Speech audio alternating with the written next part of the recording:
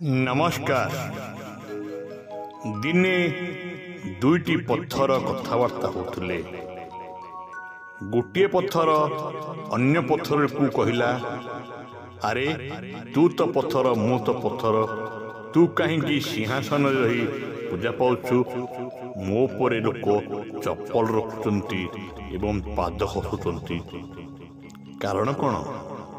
से दिन सिंहासन रे बसिथिबा पत्थरटी कहला, अरे मु ठोकर खाइची, मु निहाण मुगुरर माड़ खाइची, एणु मु सहिछि, सेथिपाई मु ठाकुर हो जाइछि।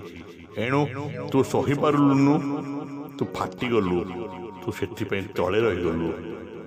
बंधु, ए कहानीटी अवतरण करिवार माने होछि जी ठोकर खाइची से ठाकुर होइची। एणु आसंतु, जीवन रे दुख आसे, सुख आसे, दिन आसे, राति आसे।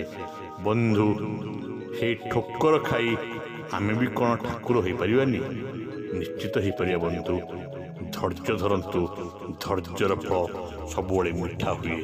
रहुछि, भल लागिले सब्सक्राइब करिवे। धन्यवाद। जय जगन्नाथ।